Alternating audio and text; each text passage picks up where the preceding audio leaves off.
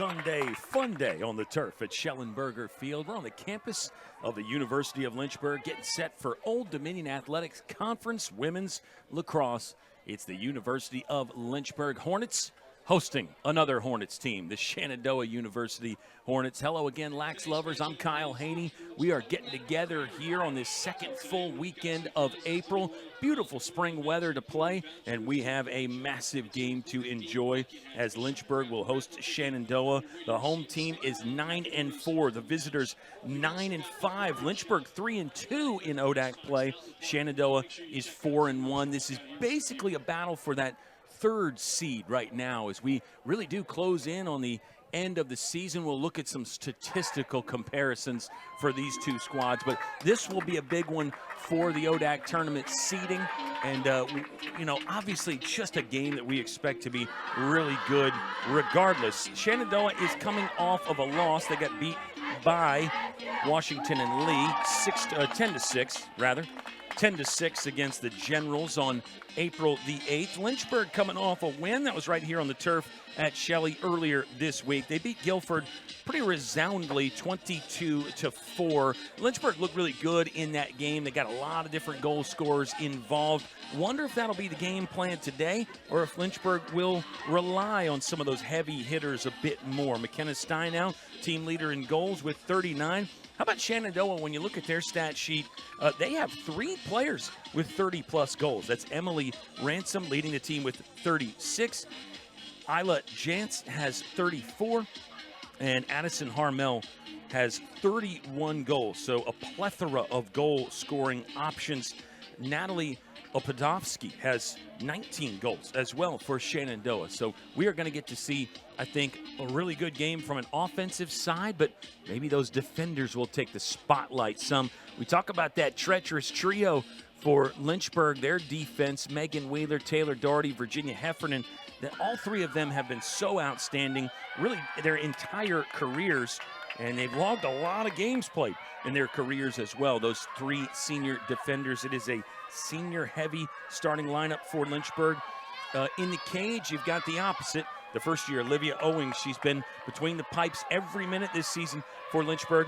On the other side, Shenandoah's used 3 tenders this year. It does look to be number 28, Maddie Gabori in net. She's got the most minutes and the most games played. Here we go, early draw control for the visiting Hornets there in the blue, going right to left on the turf here at Shelley. Lynchburg in the home whites. And it is Hornets against Hornets. Always a struggle for the broadcaster because you can't really use the nicknames as much.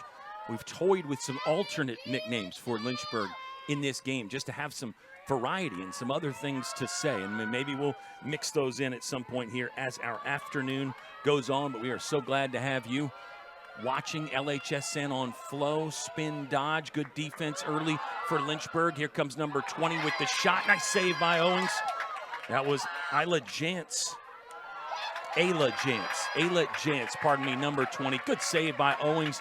Owings was jumping up and down. I don't know if there was an injury or she was just that excited about the sequence. Taylor Doherty right down Main Street, running the break. Lynchburg in transition to the front of the cage. Lily Messinillo got dumped. This will lead to our first free position opportunity of the afternoon.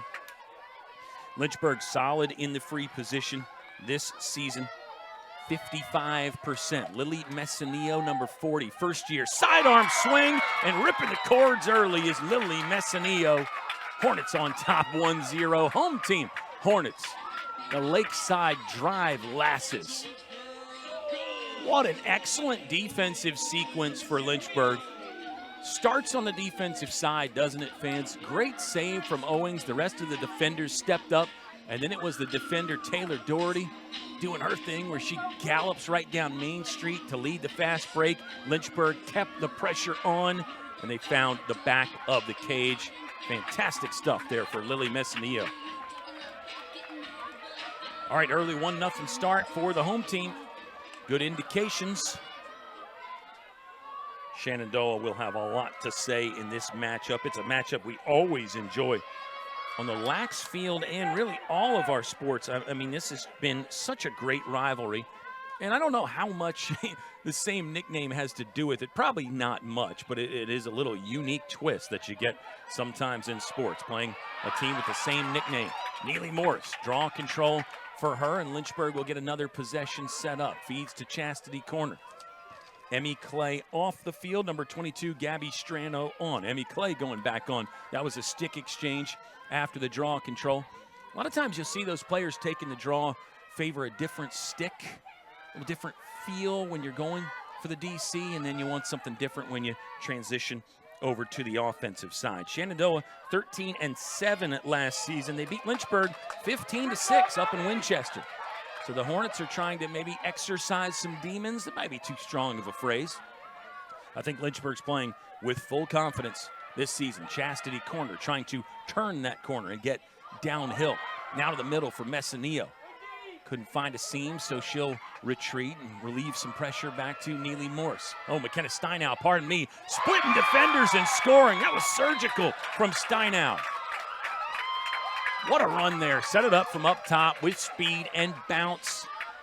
Made herself skinny to get by a couple defenders. And then that knife-like finish there at the very end. That was outstanding from McKenna Steinow. Lynchburg early 2-0 lead. Asking questions and applying pressure early. This is a Code Red game, and our Code Red events at Lynchburg, each team will host one. You get a little additional participation, and I think we have that today on a beautiful afternoon to play some lacrosse. Can't say that enough. The weather outside is perfect.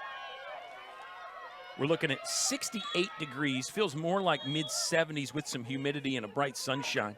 Light winds. Lynchburg, another draw control. A chance to really put their foot down and assert themselves early in this. Neely Morris, more good work from her.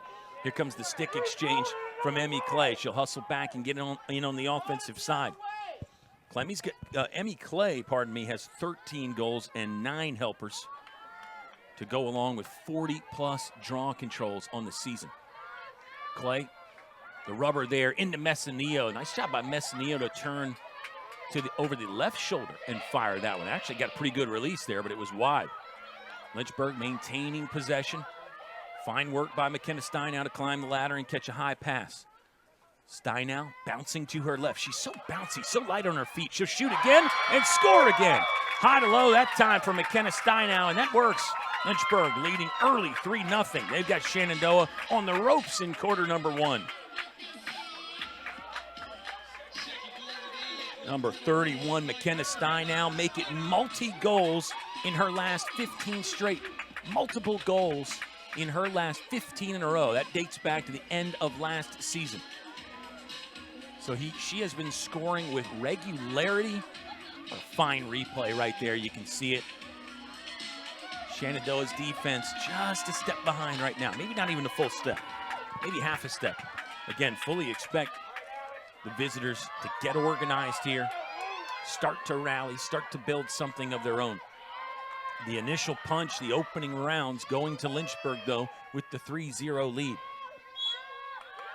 If you're continuing with the boxing references, Lynchburg's going to try to throw a knockout punch here in quarter number 1 and try to create enough distance between themselves and Shenandoah so maybe the later rounds don't matter.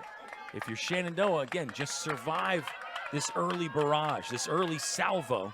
You can survive this, then they'll find their footing and start punching back themselves. Good passing in the middle. Nice job by Addison Harmel to make herself available. Harmel's a proven goal-scoring option. One of 3 for the visitors. That's got over 30 this season.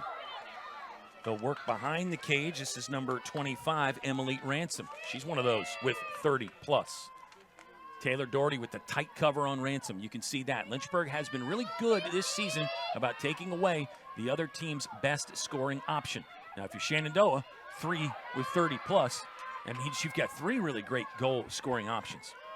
Shenandoah's got a lot of assists as well, more assists this season than Lynchburg.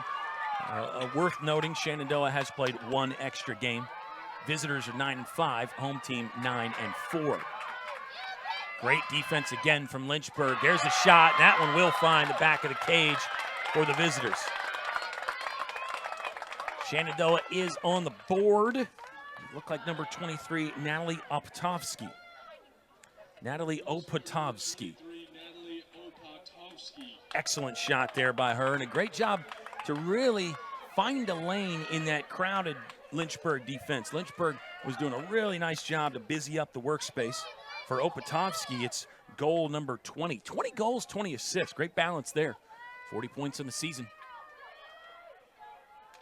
And that might be what you have to do against this stingy Lynchburg defense. You may have to go to goal scoring options 4 and 5 and on down the list. Nice job by Shenandoah to rally and get a goal. Now trailing by 2. Draw controls will become ultra important. Seems like they always are. It's really a stat and something as a fan you can lean into because of the importance. And here's a win for Shenandoah, number 20, Ayla Jantz. Jantz wears the helmet out there. I think you're going to see more players start to do that in the future. The game has become so fast, so physical. The ball really moves at a high velocity in the women's game now that I think there is something to be said for having the full helmet on, or maybe you'll see that soft cap a little bit more. Taylor Doherty, stingy defense at the point of attack. Doherty, 17 in white. She's always going to be around the play. She's going to have to step up, help side defense. Jantz got dropped, and it's a free position opportunity for her on the way. Jantz is a sophomore from Fredericksburg, Maryland. Already 72 goals in her career, just a sophomore. See if she can get a 73rd right here. Sprinting in, looking to shoot. She will get it by Owens in net. And Shenandoah has pulled within 1. 3 early from Lynchburg, and now 2 unanswered at the moment from Shenandoah. Back to that draw control becoming so important. Visitors took advantage of that one and came down and eventually got a goal. For Jantz, goal number 73 in her career, 35 this season. She pulls within 1 for the team lead. Ransom's got 36. Jantz now with 35. Think about points now. You've got 3 players for Shenandoah with 40-plus points. Opatovsky, 20 goals, 20 assists. She's got 40. Jantz has 41. Ransom, 41 points. You don't want to say that's top-heavy because I think the rest of the team is very good as well. But if you have 3, 4, 5 that you really trust with the ball when you're on offense, you got to lean on it. Emmy Clay, getting leaned on, and she cannot secure the draw control. Hard work from Taylor Maria. Number 33 in blue. Talia Maria, 5'6" junior from Perry Hall, Maryland. Nice play by her.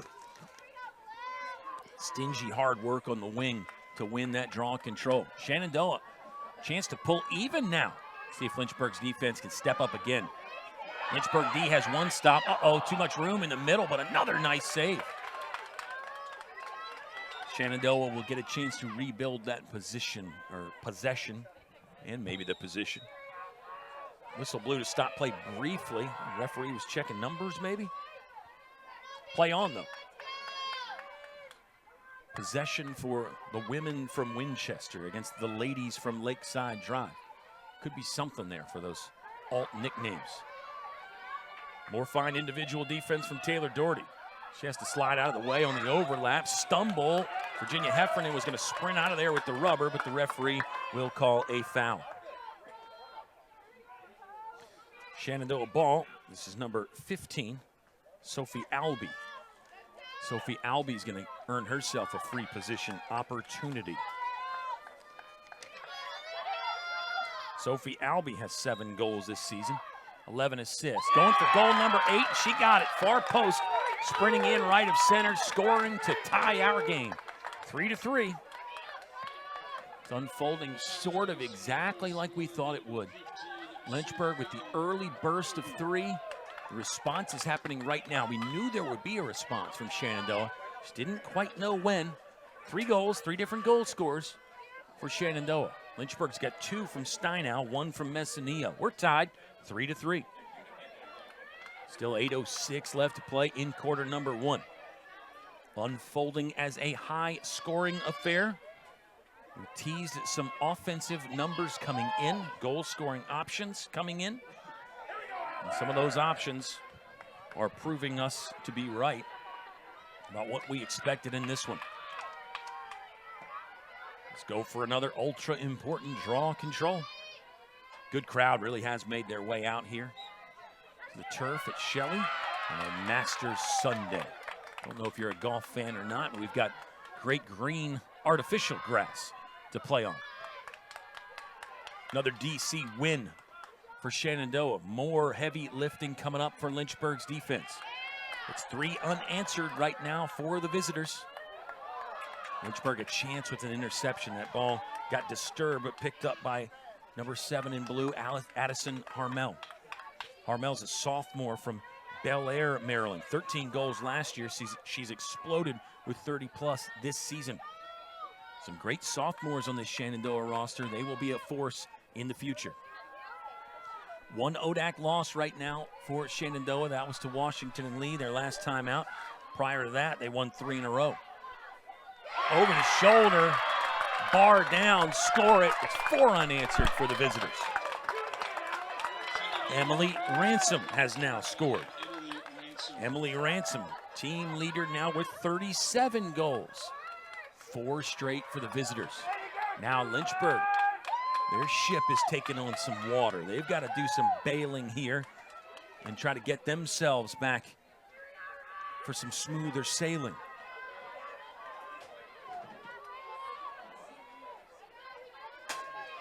Emmy Clay to take the draw for Lynchburg against Alex Ripken. Well, that Ripken name in the state of Maryland means something. She's from Fulton, Maryland. I'm going to talk about the great state of Maryland because I know we got so many fans watching there. The lacrosse capital of the world.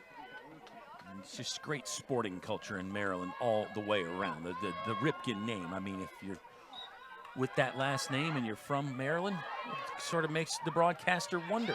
We'll dive deeper here when we get a slowdown because right now we've got another Shenandoah draw control win.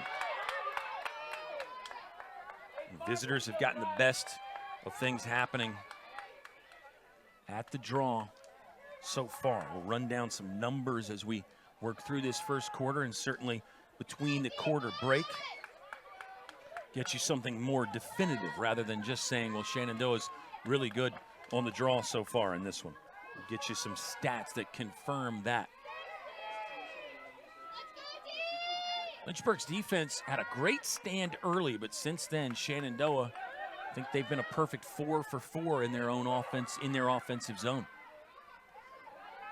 Lynchburg's effort seems to be there. Do they need to make an adjustment tactically? Question mark.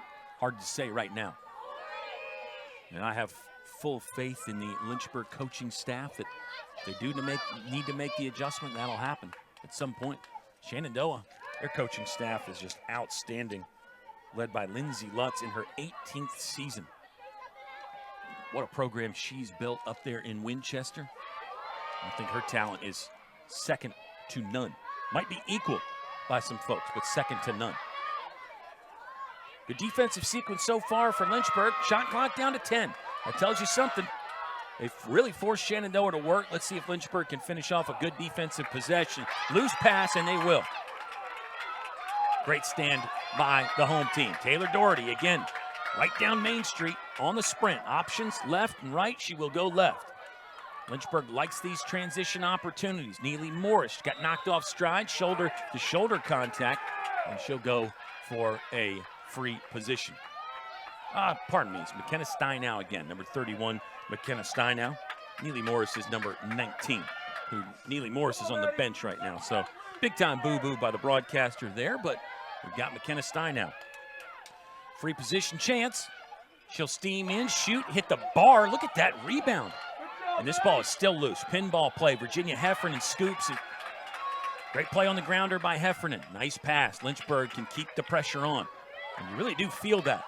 Maya Hausauer thought about the shot, instead will pass. Now Emmy Clay looks around for options, lofting over the top for McKenna Steinow. Under 5 to play in the first quarter. Lynchburg down by 1. First time the home team's been in the offensive zone for a while. Team stats have Lynchburg winning the draw controls 5-3. Nice save. Good save right there to deny McKenna Steinow.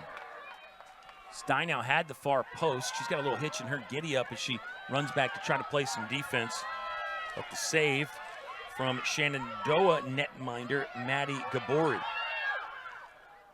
Now Shenandoah with pace on the fast break. Now the re-attack and the score. Number 7, Addison Harmel slams the stick because she loves what's going on. 5-3. Visitors on top.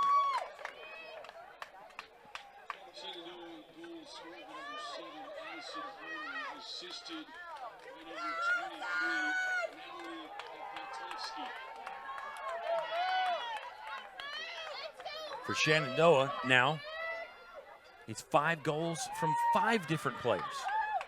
Harmel's got 1. Albee has 1. Jantz 1. Opatovsky 1. And Ransom 1. Opatovsky will become the first with 2 points. She got credited with an assist. Shenandoah, 5 shots on goal, 5 goals. 7 shots total. I'm impressed right now. A lot of lacrosse to play, but very impressed. Just over 4 to play here in the first quarter. Chastity corner will hustle to the draw and get the possession for Lynchburg. Drops down to second gear. Now she'll pick up again, maybe third and fourth. 3:50 left to play in the first quarter. It's a 5-3 Shenandoah lead. 5 straight for the visitors. They went down early 3-0. Since then, Shenandoah has taken control. Lynchburg denied last time down offensively. A great save. Steinow was stopped by Maddie Gabori. Of the 3 goalies, Gabori actually has the lowest save percentage and the worst goals against average, but part of that is she's been playing more in the bigger moments. And the other 2 goalies maybe coming in against, we'll say, perhaps lesser competition or perhaps when games are already decided.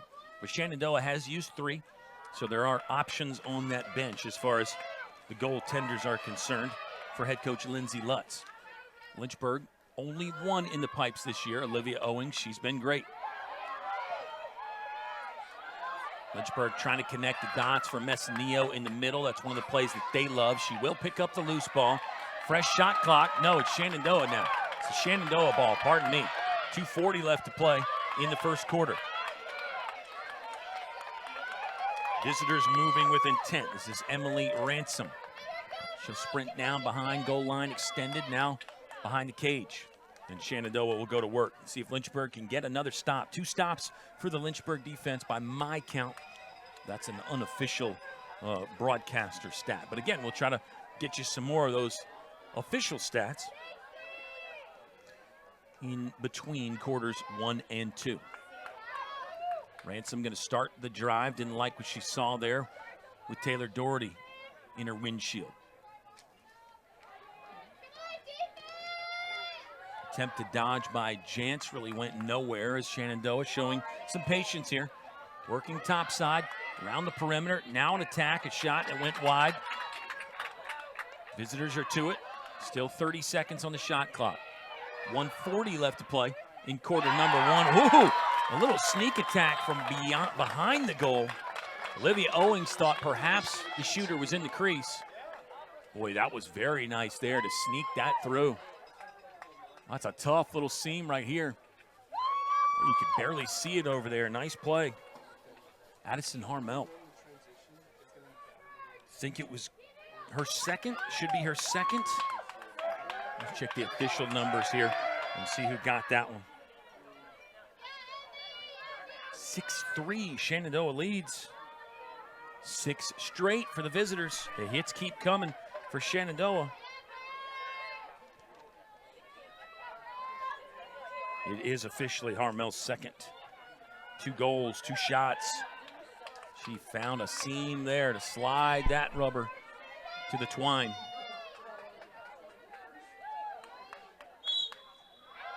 6 goals in a row for Shenandoah. Lynchburg, finally a DC. Neely Morris, the pass over a double team to Emmy Clay. Gabby Strano sprints back on. So does Liz Poitras. Strano a junior, Poitras a sophomore. Let's see what kind of vibes they can bring to the offense that maybe doesn't need to be rejuvenated, but obviously you score 3 goals early, you feel like you're going to just dominate the game, and that has not happened. Shenandoah winning those possession stats for sure. They have turned Lynchburg away on offense a couple times since that opening sequence. McKenna Steinow has 2 goals. Lily Messinillo with 1 for Lynchburg. Neely Morris directing traffic at the top.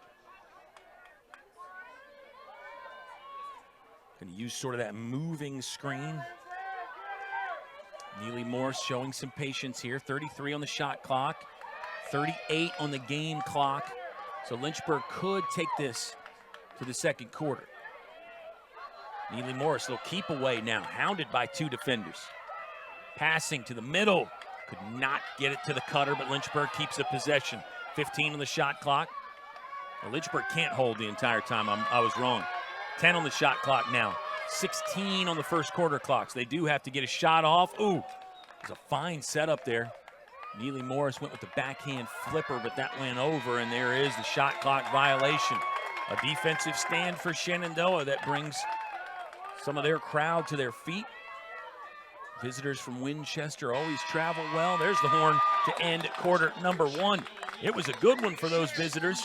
6 unanswered right now for Shenandoah. They lead by 3 after our first 15 on the turf at Schellenberger.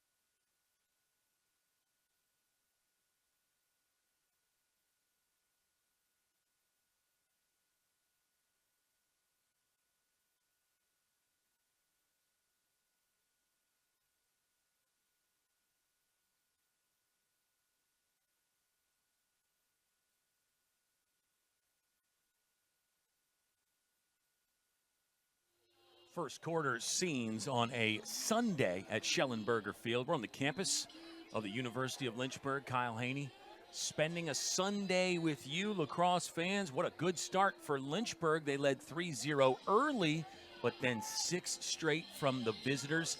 That gets us to quarter number 2. It's 5 different goal scorers for Shenandoah right now. Lynchburg got their 3 goals from 2. Lily Messinillo had 1.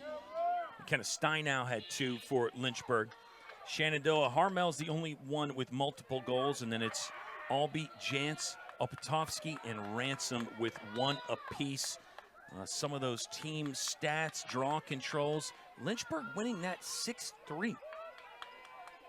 I'm just checking on that. Lynchburg winning it 5-4. Lynchburg winning the draw control 5-4. Shenandoah getting possession to begin quarter number 2. Shenandoah's actually got more turnovers than Lynchburg. Hang on. We got these stats reversed here in the live stats. That's what's going on. So Shenandoah, they're winning the draw controls 5-4. That makes more sense. Looking at the live stats, LynchburgSports.com, they actually just got the teams reversed there. But we're okay. Shenandoah winning the draws 5-4. Visitors have had 1 turnover, Lynchburg 2. It's 2 caused turnovers for Shenandoah. Shenandoah has had 1 of their goals assisted. Teams are equal in grounders, 3-3. Lynchburg 1 more save, but not a save right here, as they got the arms free and fired it. Number 20, Jantz, has got another one. Jantz becomes the second Shenandoah Hornet with 2, and they now lead 7-3. It's an uninterrupted run of 7 straight goals for Shenandoah.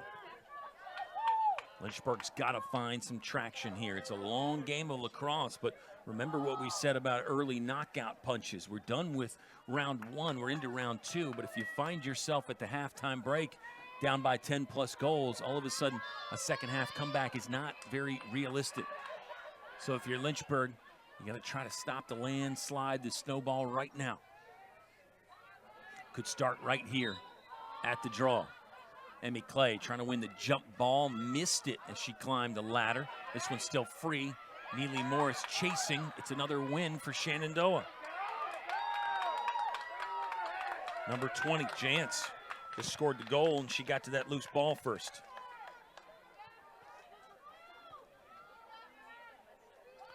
Six draw controls now for Shenandoah, 3 for Lynchburg. Visitors are doubling up the home team in that category. Number 15, Sophie Albee sprinting on, then got a pass that forced her to back up a little bit, but she's okay. Lynchburg could really use one of those defensive stands. Talked about how they lean on those 3 seniors defensively. Shenandoah might just be that good on offense. They have been so solid. Nifty footwork there, a save from Olivia Owings. Shot came from number 30, Kiera Choi. Choi turned back. Lynchburg, they did get one of those defensive stops. I believe it's 3 of those right now.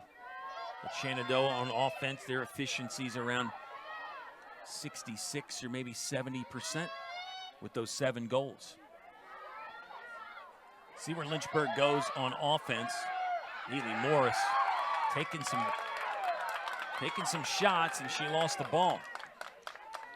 Number 25, Emily Ransom, with some physical open field defense. And you have to adjust to that. If the referees are going to let you play, then you got to fight some fire with fire occasionally. Neely Morris has made plenty of adjustments in her career. She'll find a way to make an impact. Haley Williams on the field for Lynchburg. 3 goals last time out against Guilford. She could be a goal-scoring option on the rise for Lynchburg. And remember, it's a Lynchburg team without the services of Sydney Dumas anymore, one of their best. Kind of a change-up shot saved by Owings, but player got bodied down to the turf, and this is probably going to be a free position opportunity now for the visitors. It will be number 15, Sophie Albee. Looking for a hat trick here. 11:40 left to play in the first half. Got our score bug up there now. Albee opted not to shoot. Shenandoah will set up the offense, zigzagging through the middle and then passing. Here's Choi. Choi back to Alyssa Webster. And now it's number 15, Sophie Albee again. They'll pass it on down the line. Around the horn here for Shenandoah as they probe a bit and look for an opening. 60 on the shot clock. Pass to the middle, doorstep goal. It's another one for Ayla Jantz. They're starting to accumulate now for the visitors. 8 in a row for Shenandoah, 8 in a row. And it really does feel very dominant right now for Shenandoah. Jantz has got 2, Harmel's got 2. And Shenandoah 8 as a team. 11:15 left to play in the half. There's still time for Lynchburg. The Hornets have got to get organized here, have to make something happen. Really have to feel like you need to start to come back now if you're Lynchburg. It's actually 3 for Jantz. Sorry, fans. That is the hat trick, rather. hat trick for Ayla Jantz. Sometimes it's hard to talk on these Sundays at the ballpark.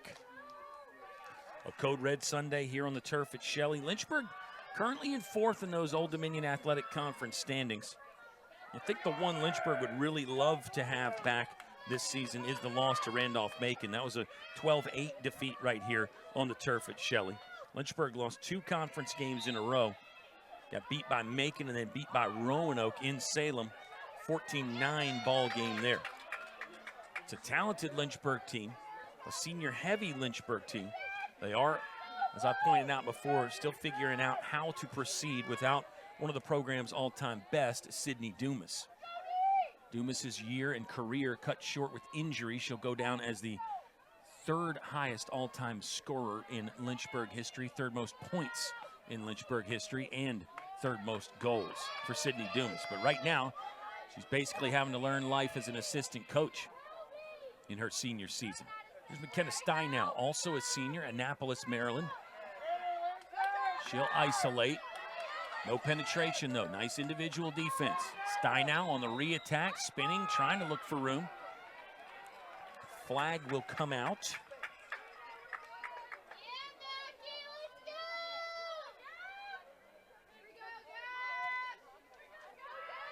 McKenna Steinow is going to get a free position look. A chance for her hat trick. Steaming in, shooting, and scoring.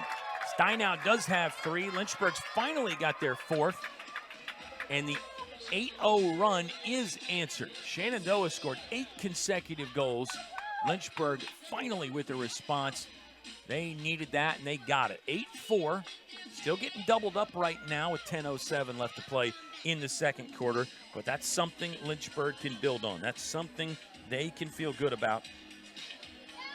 If you can get consistent looks in the offensive zone, Lynchburg, I believe, will have a chance to come back in this ball game. But both these teams' offenses are really, really good. So what happens in the midfield with the draw controls and then, just passing turnovers cause turnovers in general, that's ultra important here because these offenses are so elite that you're not going to turn them away that much. You're not going to be able to get that many stops or shot clock violations. Neely Morris spins that one out for Lynchburg, and then she'll go pick up the ground ball right at midfield. Draw control win for Neely Morris and Lynchburg. Here we go. A chance to build some momentum. Talk about Ayla Jantz for Shenandoah a little bit more next time she gets a chance on offense. But for now, we'll keep the spotlight on the ladies in white. It's the University of Lynchburg Hornets. We've got our Give Day coming up later on this week. And this is actually our final scheduled home game for women's lacrosse. Could be hosting an ODAC tournament game. 8 get in this year for the ODAC tournament. And if you're one of those top 2 seeds, it's actually a double bye concept because seeds 5 and 6 will host in the first round. McKenna Steinow, hold that thought. Speed and swagger right to the cage. She's got 4. McKenna Steinow, sort of a one-woman army right now for Lynchburg. They ran the isolation for her. Everybody moved to the right. Steinow working one-on-one with a defender. Help slide was late, and Steinow nets another one. McKenna Steinow with 4. It's back-to-back for her. She's got 4 of the 5, and Lynchburg has pulled within 3. McKenna Steinow scored 46 times last year.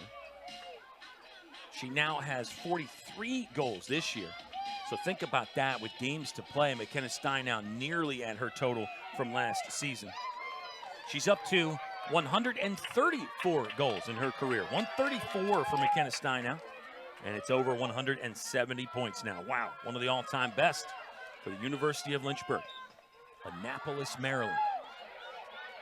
Lily Messineo taking the draw this time for Lynchburg. I think Lynchburg seeing some value in fresh faces working that draw. Maybe from a conditioning fitness standpoint, you get somebody fresh there, but maybe also just changing up the look perhaps enough. Could be something to that. McKenna Steinow scored a hat trick against Guilford. You have to go back to the Randolph-Macon game May 25th to find the last time she scored 4.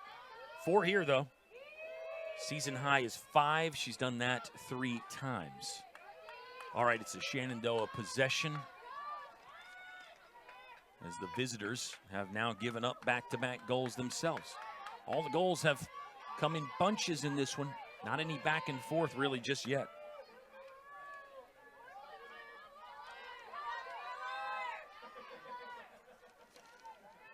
Addison Harmos got 2. Ayla Jantz has 3 for Shenandoah as they look for options. We get 6 different goal scorers in these 8 goals. And it might be 5. We'll double check that here in a second. Here's Jantz trying to go to work with the white helmet on. Pass got bobbled. Shot clock at 10. See if Lynchburg can hold. A stop from Olivia Owings. Ball is still loose. Activity in the crease there. Violation from Shenandoah. Nice defensive stand from Lynchburg. They got another one. I believe it's 4 now. For Ayla Jantz, her goal scoring outputs, she's got a season high of 6, but actually did not score against Washington and Lee. So to have a first half hat trick, that's really impressive for Jantz. That will do a lot for her confidence. Nothing against Washington and Lee. Scored 4 times against Randolph-Macon. That was a Shenandoah win against Macon. It came back on April the 3rd. 9-6 ball game. Shenandoah's played in some close ones this year. Lynchburg back to work on their offensive side with a chance to draw it within 2. McKenna Steinow. Oh, she's got spirit. She's got skill. She got thrown to the turf in a collision. Shenandoah defender also down in the crash out. Steinau's going to wipe off all the rubber pellets that you get on you when you hit the turf here at Schellenberger. Player down for Shenandoah right now is number 35, Alyssa Webster. We've seen good things from the sophomore from Bowie, Maryland. She'll have to get some attention at the moment from the athletic training staff. Thinking it's going to be a Lynchburg possession with 40 ticks on the shot clock hourglass. Lynchburg athletic trainers are going to go out and have a look at Alyssa Webster. 8-5 ball game at the moment. Lynchburg scored the first 3. It was 8 from Shenandoah, now 2 in a row from Lynchburg. It is a real game of runs. We talk about basketball as the game of runs, and I always give my Tim LaDuca line. Some fans might remember Tim LaDuca here at Lynchburg about the three most important runs: the first run, the last run, and the longest run. So right now, Lynchburg had the first run with the early 3-0. Shenandoah's had the longest run, 8-0. Who's going to have the last run? And the thought was if you could have 2 of the 3 important runs, you would be in good shape to win the game. Not always, but you would be in good shape to win the game if you could have 2 of those 3. Now, if you have all 3, you're probably definitely going to win the game. Your chances of winning are really astronomically going up there. And as we have a break, speaking of astronomy, how about that Artemis II mission around the moon and back safely? And how about the science and the math was so good that the predicted return date, the splashdown in the ocean, the time, they were like 20 seconds off that time. They were only 20 seconds late from what they thought it would be. That's incredible stuff. And I think we can talk about some of those things on our lacrosse broadcast. I mean, especially, we're at the University of Lynchburg. We've got a high academic standard. We like to mix some of those things in. We mentioned National Poetry Month happening in April. There's a look at some of the fans that have come out for a fine Sunday afternoon at the ballpark to watch some turf. You can see from that vantage point, kind of cool, you can see the crown in the field. So the crown in a field is where the middle of the field is slightly higher than the sidelines. And the idea there is it helps with drainage. Helps quite a bit more with drainage in a natural grass situation. You really need that. Natural grass, you don't actually want it to be completely flat. In fact, some fields will be crowned as much as a foot. So the middle of the field might be 1 foot higher than the sidelines, really to work with that drainage. Not as important on turf, but you still want it a little bit. And we've got it. So that was cool. Lynchburg ball. After the injury timeout, Maya House-Sauer. Haven't called her name too much in this one, but she's a goal-scoring option with 19 on the season, 3 assists for House-Sauer. Steinow has it now. A dozen ticks on the shot clock. Steinow downhill, firing, and she's got another one. Just inside the far post for McKenna Steinow. And Lynchburg really is rallying. Lynchburg is storming back now. 8-6 ball game. Steinau's got 5. This matches the season high for McKenna Steinow. 4th time she's got 5. Double hat trick in sight, maybe. Right now, Lynchburg is leaning on their premier goal-scoring option. That is McKenna Steinow. Timeout on the field. We're back in just a moment. Lynchburg has drawn within 2.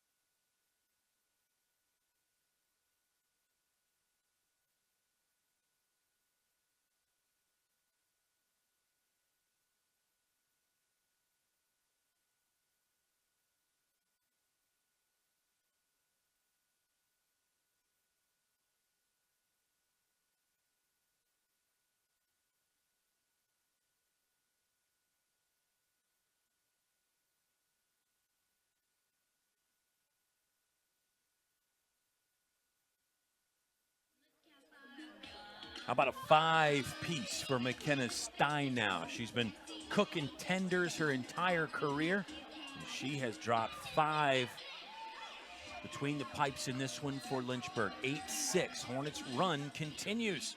We can continue talking about the game of runs. Lynchburg, an early 3-0 barrage, an 8-0 salvo of goals from the visitors.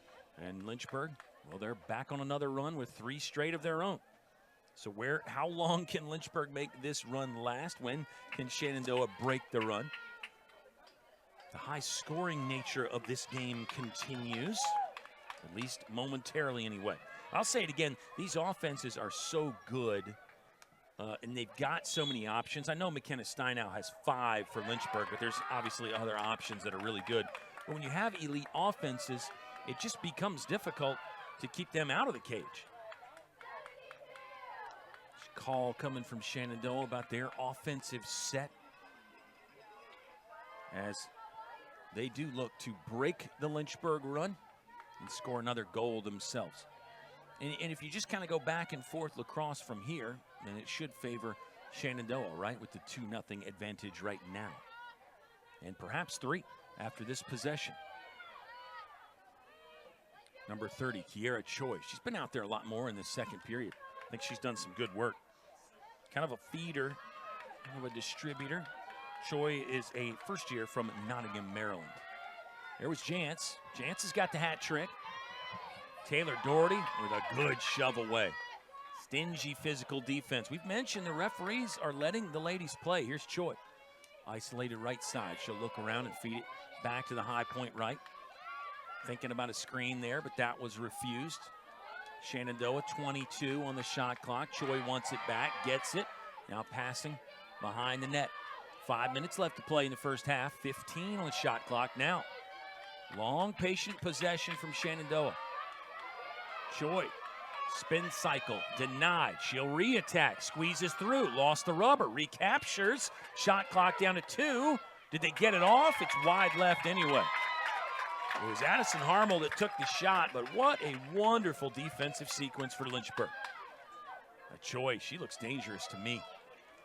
In a good way, if you're a Shenandoah fan. I would watch for her to really control that offense a little bit more. I was impressed with what she did. Does a lot with her size as well. Choi's only 5'1". Sometimes that's tough when you can't pass over defenders. She can with her speed and the ability to work angles, lateral movement, side to side. Really nice player. All right, Lynchburg, chance to get within 1. Is it Steinow again? Shenandoah will obviously be expecting that. Steinau's getting hawked with the solo coverage by number 1, Ellie Schwartz. Watch that individual battle. Schwartz shadowing Steinau everywhere she goes. This is Halsauer. She tried to lean in but couldn't get any penetration. Okay, Steinau has it. And the drive on Schwartz. Lost it. Ground ball battle on the turf. Lynchburg trying to dig it back out. You can hear the crowd come alive. They sense the moment as well. 3:40 left to play in the half. Neely Morris on the move. Dips the shoulder, shoots and scores. Lynchburg within 1. No, it didn't go in. Didn't go in. No goal. Oh, I believe it hit the side of the net there. They call that the grandma goal sometimes in lacrosse circles. Because when it hits the side of the net, it looks like it goes in. Certainly looked like it went in there. And the behind the phrase, the meaning behind the phrase is that your grandmother thinks you scored a goal, but really you didn't. In this case, the broadcaster thought there was a goal. Emmy Clay with the ball for Lynchburg. Maybe a legitimate goal now. Lynchburg still down 2. Look at Clay zigzagging through, firing. That one denied as well. Scooped up by some good defense, Sophie Albee for Shenandoah. Albie's done hard work on both sides. True cage-to-cage player, sideline to sideline. See a lot of those in this game. Players that can do a lot. Look at Taylor Doherty sprinting to get back down in position for Lynchburg defensively. Shenandoah will get organized now, settled possession with 2:45 left to play in the half. 8-6 ball game, Shenandoah by 2. Couple turnaways there from the Shenandoah defense. Just felt like Lynchburg had that 7th goal in their pocket a couple times, but not to be. Chance sort of faked inside, then gave up the rubber. Traversing through was Caitlin Clements. Double check that number for you fans. Yeah, number 8, Caitlin Clements had the ball there for a bit. Doing some swashbuckling. Now it's Albee again. Albee working left, tried to go right, moving further away from the goal. Good defense from Virginia Heffernan. Now Jantz will work on the defender. Carmen Nicolas, sturdy inside for Lynchburg. Shot, no good, save. Olivia Owings, good job to use the basket to pull that one out of the sky. Lynchburg will start the break. On the move, good open field running, change of direction there. Lynchburg's Zoe Adams with the ball, number 10 in white. She did a lot of hard work there. Now Hornets will push into the offensive zone with less than 90 to play in the half. Goal here would be massive for the momentum, and it would keep the run going right into halftime for Lynchburg. 3 unanswered right now. They still trail by 2. 5 goals from McKenna Steinau. Lily Messinillo was searching there. Liz Poitras took the pass and moved it on down the line to Emmy Clay. Clay directing traffic with the free hand. Underhand shovel to Neely Morris. Morris trying to get activated again. She'll move in. Fire, and got it that time. That one is legit. Neely Morris is pumped. Love it. Fantastic effort there from Neely Morris. They took her first option away. She kept the feet active, sprinting to the open spot, got hands free, and ripped the cords. Lynchburg is within 1, and the run continues. 4 straight goals for the home team. Boy, that was sharp from Neely Morris, wasn't it? First goal of the ball game for Neely Morris on the season. It's goal number 13, a baker's dozen. She now has 161 points in her career. Pretty even breakdown of goals and assists for Neely Morris. She is a true feeder and finisher. She's one of the best all time with the draw controls for Lynchburg. Neely Morris, 175 DCs coming into this one. 8-7 ball game. Lynchburg down by 1, 8-7. Clean draw control win from Emmy Clay. That is squeaky clean right there. Can Lynchburg tie before halftime? You would feel the crowd get into it then. Even for the students that know nothing about the women's lacrosse game, they just know it's going to be an electric kind of moment to see your team tie up before halftime. Anybody that knows anything about sports knows that that'll be big. But Lynchburg hasn't done it yet. Shenandoah has a say. That shot wide from Neely Morris. Pretty good look from Neely Morris. I think, offensively, if you're Coach Mackenzie Rafferty for Lynchburg, you're probably okay with that shot right there. Just didn't go in. Down to 10 seconds. Shenandoah in no hurry. It looks like they will go to the halftime break with a 1-goal advantage. Visitors 8, home team 7. Hornets on Hornets, and the first half provided some great action. Can't wait to talk about it and bring you the third and fourth quarters. Who even knows if regulation's going to be enough, fans? Don't go anywhere. You're watching Lynchburg Women's Lacrosse. This is LHSN on Flo.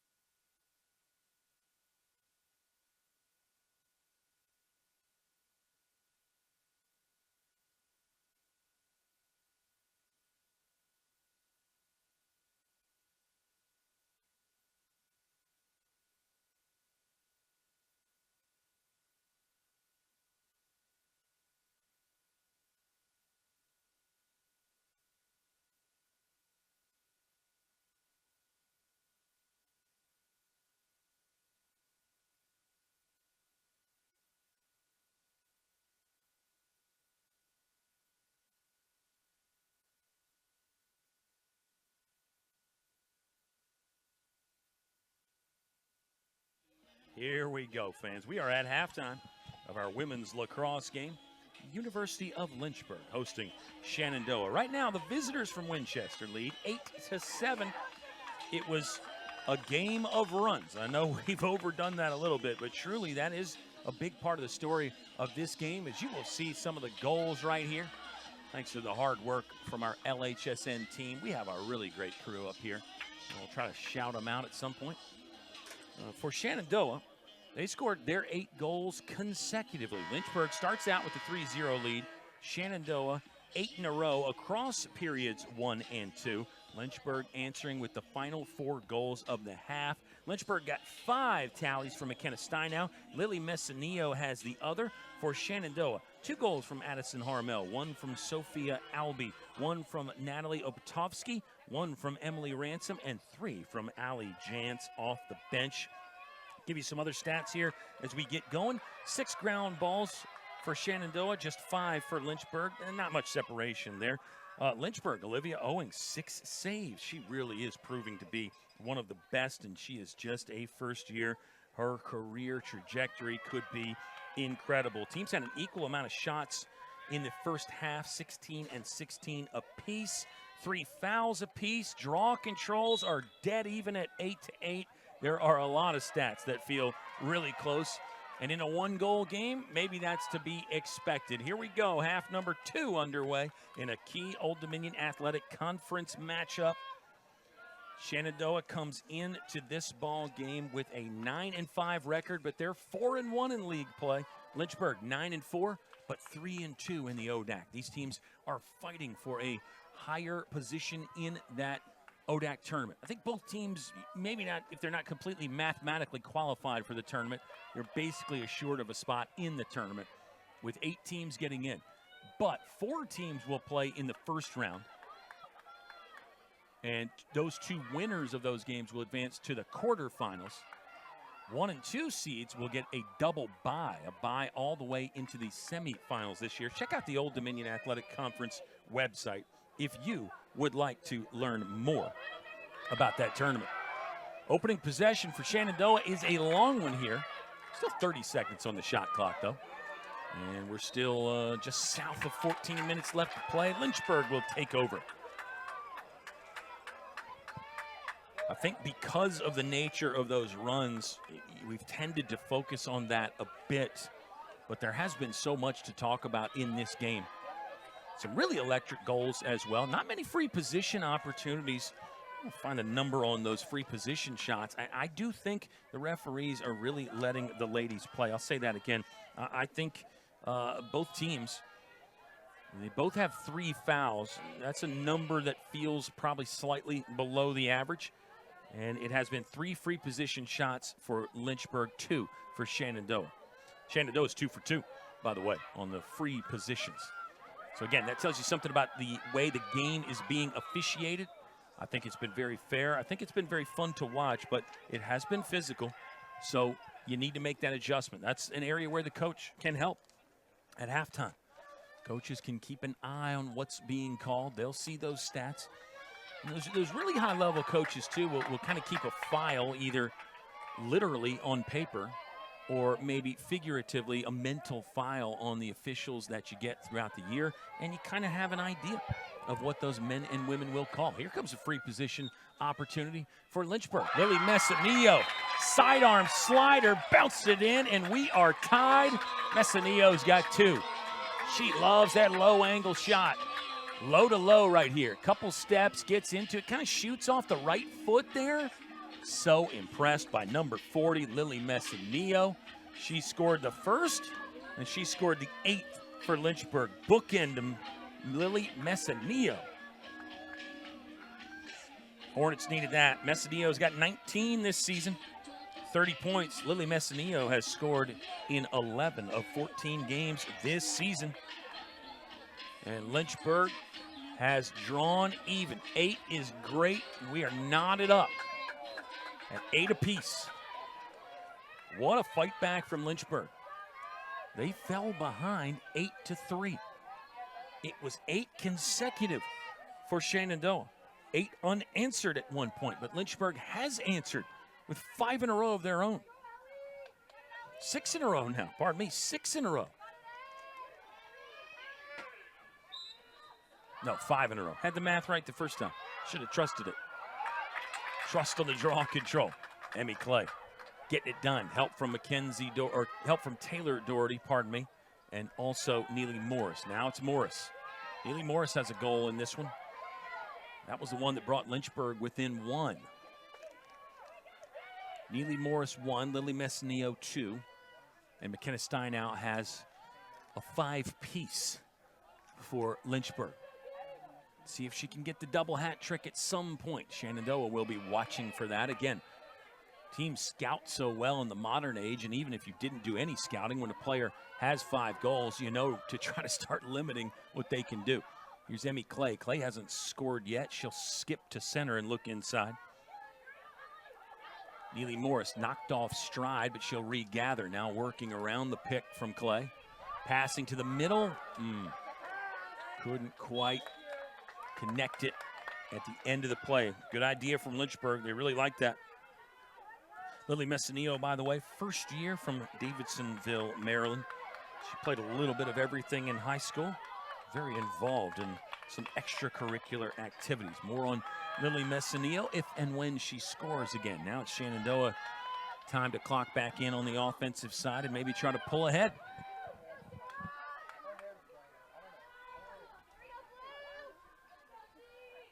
Shenandoah in the blue, scoring on the cage to our left in quarter 3. Lynchburg in the home whites, defending the frame in front of Turner Gymnasium, in front of a good crowd here.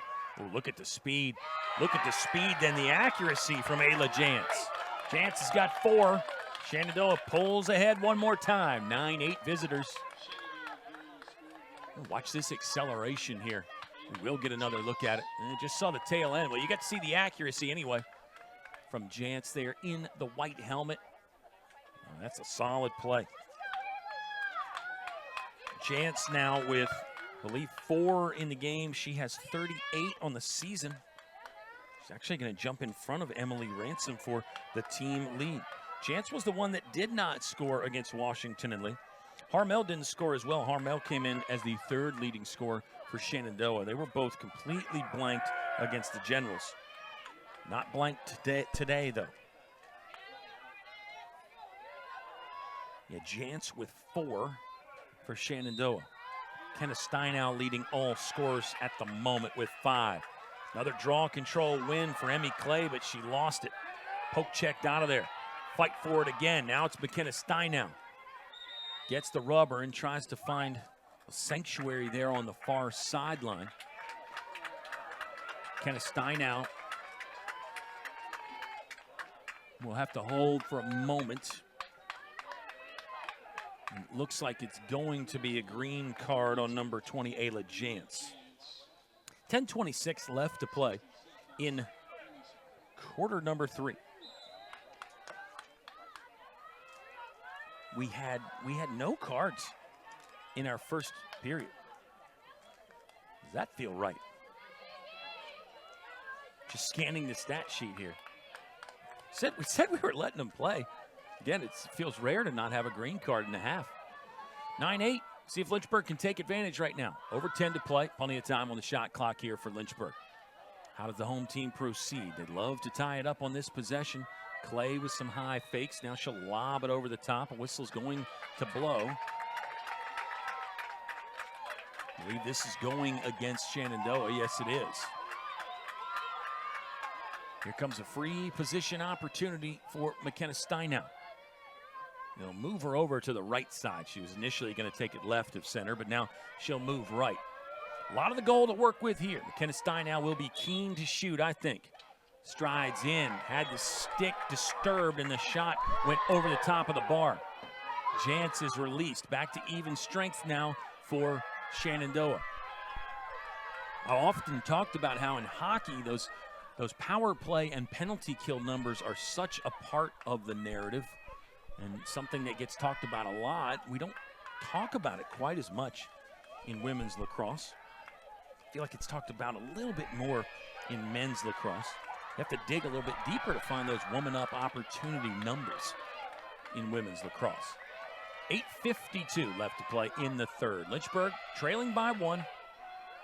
Their second long run has been answered. Now a chance to tie, and they will. How about this one going to the ground, parallel with the earth and firing it home. This is a fantastic goal right here. What a move, and then as she's on the way down, Margaret Scoggin buries it. Margaret Scoggin, junior from Raleigh, North Carolina. Welcome to the party now. Lynchburg's 4th different goal scorer. And all of a sudden, we're tied up again, 9-9. A goal from Margaret Scoggin. That was very impressive. And for Scoggin, just her 5th of the season. 11th point. She's got 6 assists. 5th goal of the season. What a time to get it. Margaret Scoggin. She's going to enjoy that one when she sees that replay. Can't fault the Shenandoah defense too much. Another critical DC. Number 5, Alex Ripken. Didn't quite rip that one away, but Shenandoah will get the possession. Ayla Jantz swooped in there to grab the rubber. Shenandoah will go back to work on their offensive side. Now we might get some back and forth goals. It was the game of runs in the first half, but now Shenandoah has had 1. Lynchburg has had 2 in the quarter. Lynchburg came into the third quarter down by 1. 8-7 Shenandoah lead at the halftime break. Wanted to talk about some other things today with our Give Day coming up next week, and we were mentioning Maryland's sporting culture with Ms. Ripken and all the other fun things that Maryland is known for. But, you know, when you get a game like this, you can't really deviate too much on what's going on there. Another patient possession from Shenandoah. Oh, sliding through. Good save, Olivia Owings.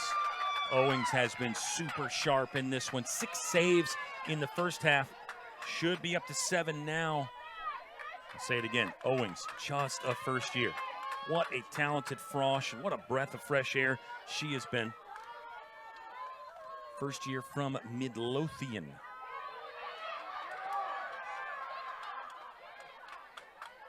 Chastity Corner.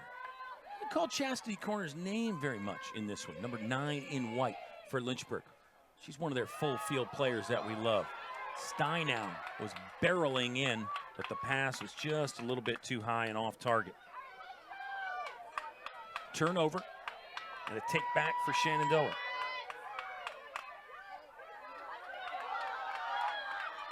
Let's see what the ladies in blue can do. Again, both teams nicknamed the Hornets, so we don't get to give that quite as much in this ball game. In fact, when we do, it just gets confusing sometimes, as if you weren't confused enough.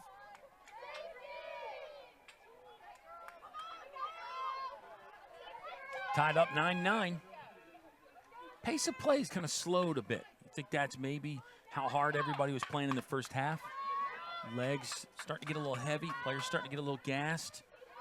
It's not a hot day, but it is warm. Everybody's got to be perspiring out there. Mentioned it's a perfect day for the fans. If you're a player, might want it just a few degrees cooler if you're a player. Still very nice though, and they'll play under tougher conditions too. Wraparound from Choi wasn't there. Shenandoah will recapture the ball though. Choi was behind that pass. Now it moves to center. This is Ripken dodging, trying to get inside, can't do it. Passes, phoning a friend. Oh, good turn there. Shoot and a snipe.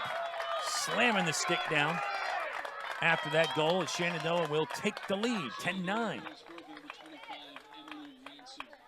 That was Ransom. Number 25, the senior from Prince Frederick, Maryland. She's got another one. Ransom should be goal number 2 in this one for her. Ransom now has 5 straight multi-goal games and should at least move back into a tie for the team lead. Ransom really has been limited, though, by Lynchburg. And we'll say again that the Hornets typically on defense, they try to take away the other team's first goal scoring option. I guess that's not always the team leader in goals, right? Especially if a player maybe has had some injuries or hasn't played in every game. But Ransom came in with the team lead at 36. She's up to 38 now. Jantz with her 4 goals in this one, also 38 on the season. So they're sharing the team lead at the moment.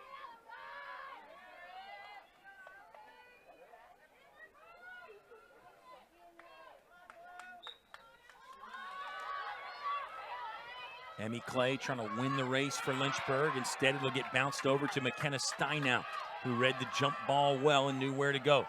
Steinow in a crowd, absolutely ransacked. She'll get rid of the ball. Had to. She was feeling so much pressure. Taylor Doherty on the sprint. Just love the way she moves. She's got the great size at 5'11". Really, once she gets going, she's as quick as anybody. She's as fast as smaller players, even though it might take her just slightly longer to get up to full speed. Chastity corner now with the ball. She'll work to center and look around, passing to Emmy Clay.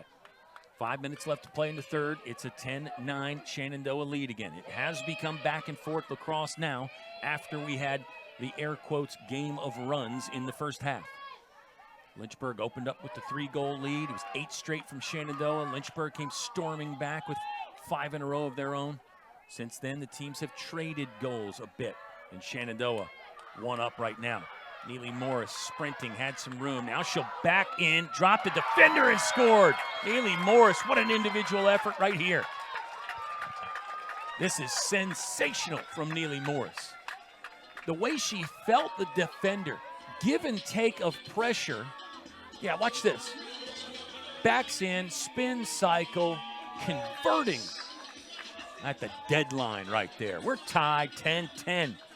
Special goal right there from Neely Morris. Always love doing these games because you see such a variety of goals. I really love it. Shenandoah wants to take time. They'll talk it over with 4:31 remaining in the third period in a deadlocked game, 10-10.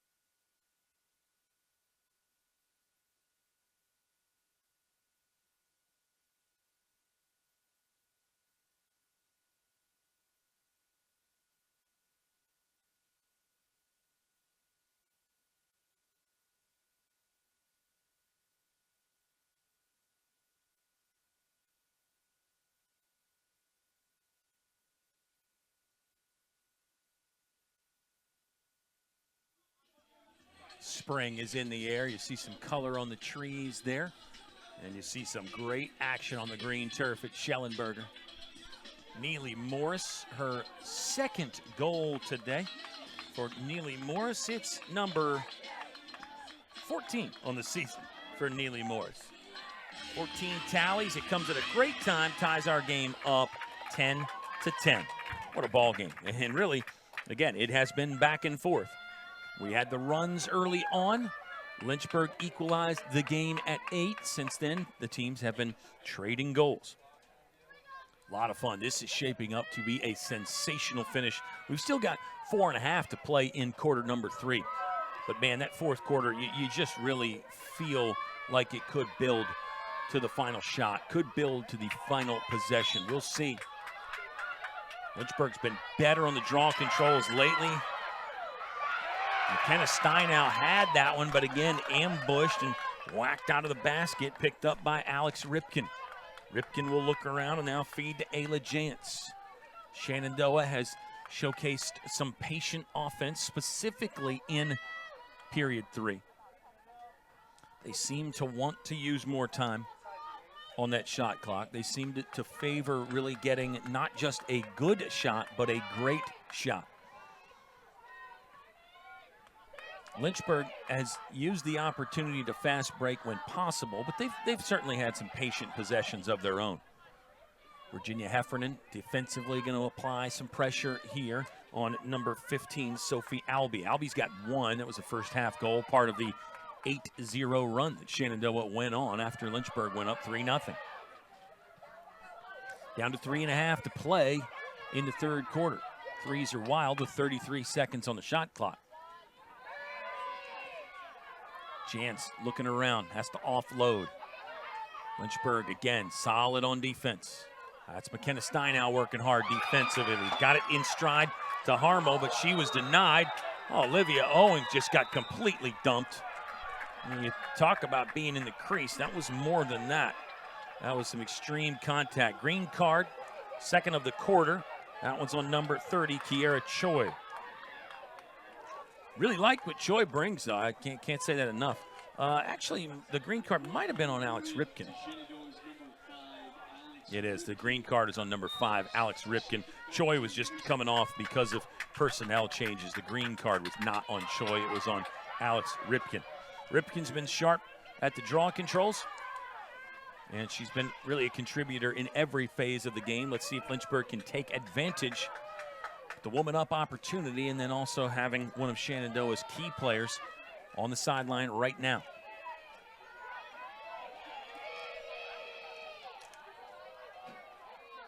Patience here by Lynchburg with 60 on the shot clock.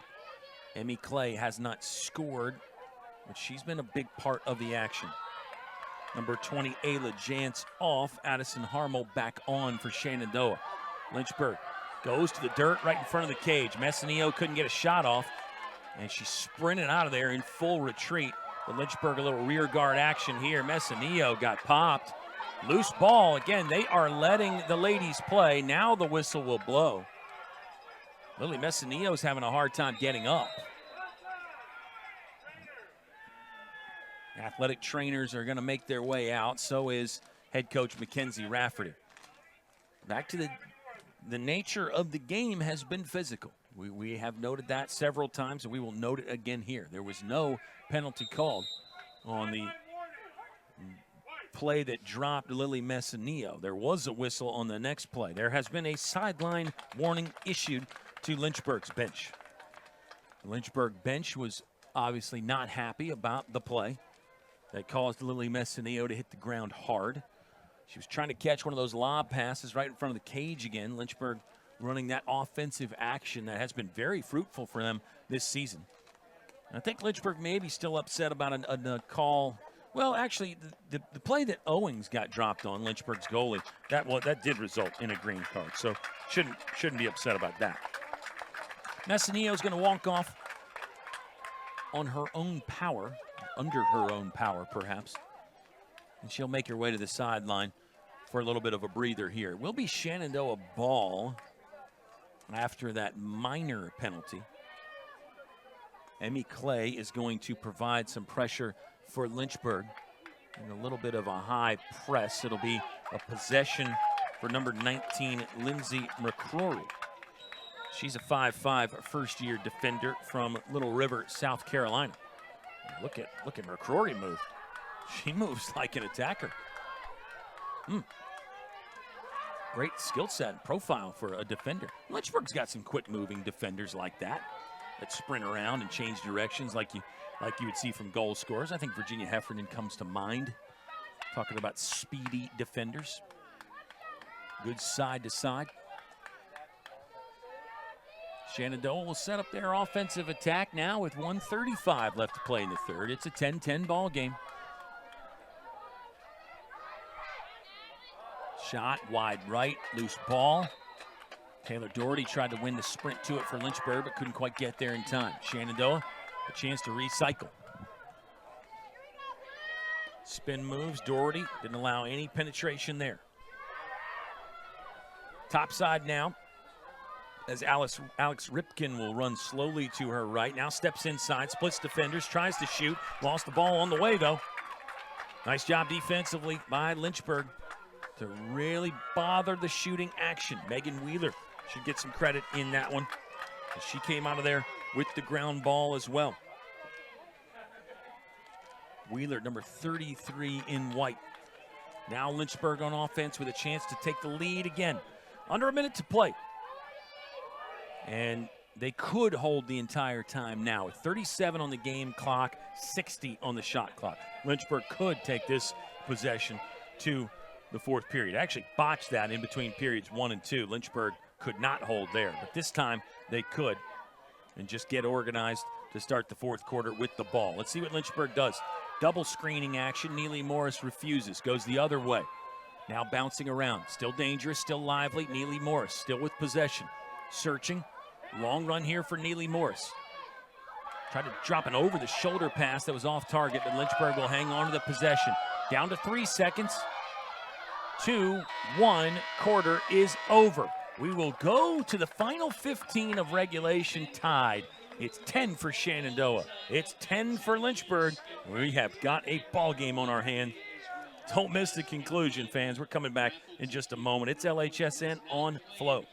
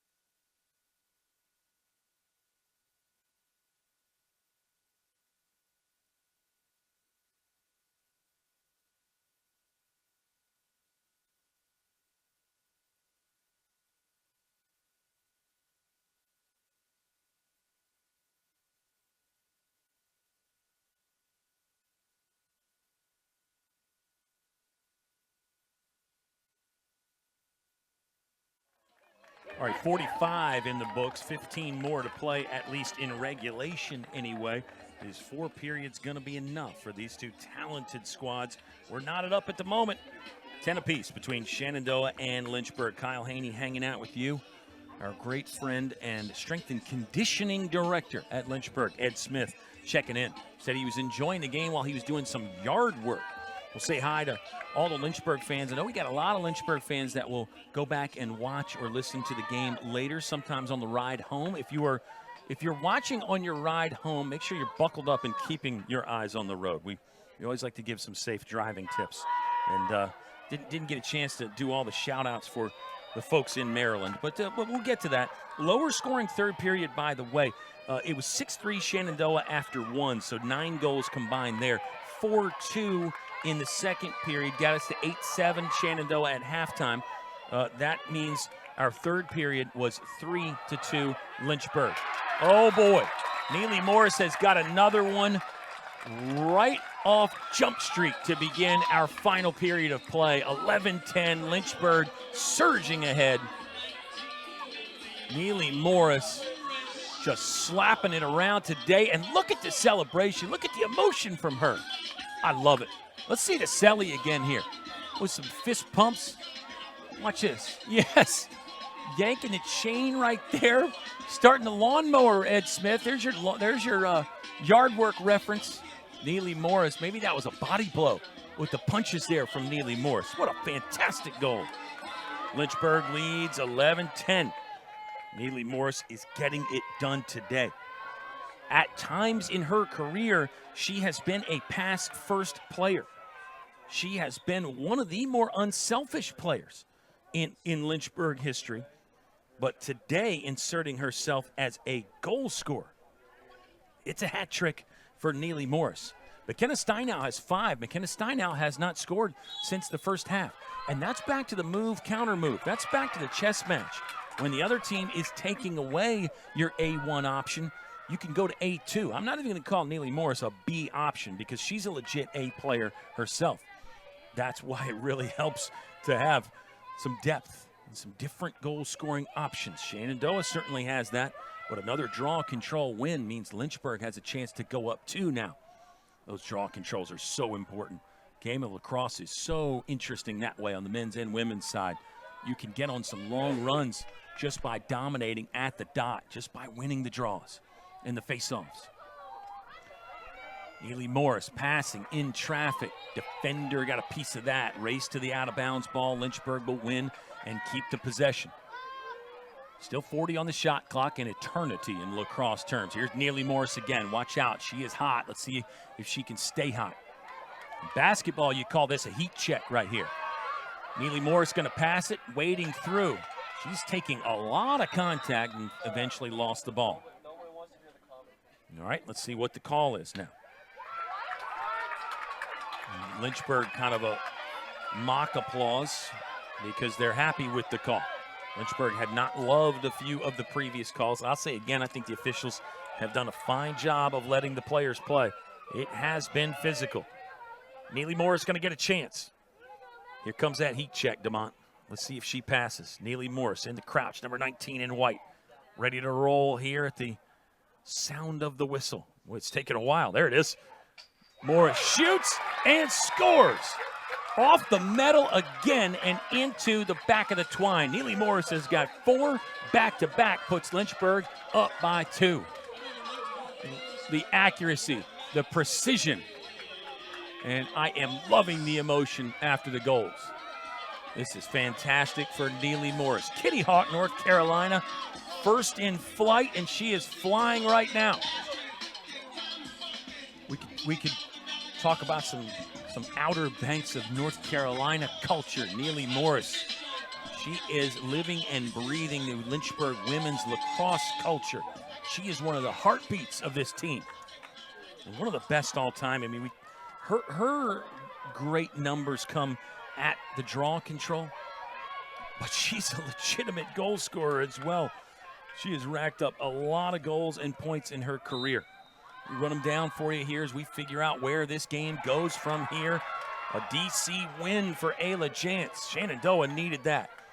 Down by 2, but Lynchburg had all the momentum there for a while. Now Shenandoah with a chance to get some traction of their own. Over a dozen minutes to play still in regulation. And we will stress again regulation. Lynchburg 2 overtime wins this year. Neely Morris, first team All-ODAC last season. She was a second teamer in 2024. In her career, with 4 today, she now has 114 goals, 164 points, it looks like, for Neely Morris. And I'll give you those draw control numbers. They're mind-boggling. 175 coming in to this game. Not quite sure how many she's had today, but handful for sure. Neely Morris might get over 200 draw controls before her career ends. 3 more regular season games for Lynchburg, by the way. Big one coming up against Washington and Lee. They'll also play the crosstown rival Randolph. Watch out. Turn in the corner, downhill to the rack. Is it a goal? Yes, it is. It's Kiera Choi. Had been impressed with her all game long, and she managed to slide through. Boy, she's got some foot speed. I really like Kiera Choi's game. Should be her first goal of the ball game. That was really impressive, though, from Kiera Choi. As you get another look at it right there, Olivia Owings was close, but she got beat by Kiera Choi. Again, when you have all these goal-scoring options, like both teams really do, when you have a multitude of options, a plethora of options, it becomes so difficult for the defense. And it really does become an offensive-minded kind of a game. it can be a high-scoring game pretty quickly. Now, we mentioned scoring did drop off a bit from the first half, but perhaps it's picking up again. Kiera Choi, first year from Nottingham, Maryland, 5'1". First goal of the season. That can't be right. Oh, it's because she hasn't played that much this year. And I think that stat was wrong. Yeah, she scored. She's got 4 coming into it. Kiera Choi with her 5th goal of the season right there. 5th goal. Still feels low for a player with her talents, but it's, again, a Shenandoah team that has a lot of goal scorers. Visitors are within 1 now. Back to checkpoint Charlie here with a 12-11 ball game. Shenandoah again. Jantz going to try to steam in. Denied. Delay call. Going to be a foul on Lynchburg's number 24, Megan Wheeler. Carmen Nicolas, number 24 in white. Free position now for Jantz. Jantz in the starters blocks. Shooting, scoring. It wasn't Jantz, pardon me. It was Sarah Karlinchek. Sarah Karlinchek. Karlinchek with her first. Number 26. Yeah, I got fooled there. Thought it was Jantz. With Karlinchek getting the free position shot for Lynchburg. Closest defender was number 10, Zoe Adams. Couldn't get there in time. So 2 brand new goal scorers for Shenandoah. Talk about diversifying that portfolio. Karlinchek from Springfield, Virginia. That's goal number 16 in her career. Should be number 6 of the season. Wow. Well, once again, move, counter move. When you've got the chess pieces that Shenandoah does, maybe it's more shots for other options. In this case, it's Choi and Karlinchek. We're tied, 12-12. What a ball game. And it really has been back and forth now. After the game of runs in the first half, now it is back and forth lacrosse. Shenandoah has 12 goals from 7 different goal scorers. Jantz has 4, Harmel and Ransom with 2, and then Albie, Potofsky, Karlinchek, and Choi all with 1. I think that's the goal scorers for Shenandoah, as Lynchburg will win a draw control and an uber important possession, at least for now. Hornets have the home team. Hornets did it again. Chastity corner, watch out, corner. Got a pretty good look off, saved. Loose ball, battle for it. Shenandoah's going the other way. Real quick before maybe another shot attempt. Lynchburg, 5 goals from McKenna Steinow, 4 from Neely Morris, 2 from Messineo, 1 from Scoggin. It's 12 goals from 4 different players for Lynchburg. What a ball game, though. What a ball game. You can hear the crowd and the players getting into it. Another crash out in what has continued to be a physical game. Lynchburg will get the possession, though. McKenna Steinow is going to catch her breath and get the rest of the team in place. She was thinking about maybe straight line drive to the net, but decides to back it off. Oh, by the way, fans, it looks like Shenandoah has made a change in net. Yeah, Shenandoah has made a goalie change. It is number 31 now, Madison Perry, between the pipes. Maddie Gabori started the game. Gabori's got far and away the most minutes played, but now Madison Perry is in there. This will be the 10th game that she's played in. Her goals against average is a pretty good 8.74, save percentage at 45%. McKenna Steinow, catch and shoot, missed. Good pass by Neely Morris. Lynchburg will set up the offense. They'll run players out of that crowd. Now it goes top side left for Neely Morris. Morris saw some real estate, but it was taken away. Stingy defense by Shenandoah. I probably haven't given Shenandoah's defenders quite the credit that they deserve. Interesting with the goal change, though. The goalie change for Shenandoah. Number 23 in white, Liz Poitras, knocked off stride but didn't lose the ball. McKenna Steinow around the horn.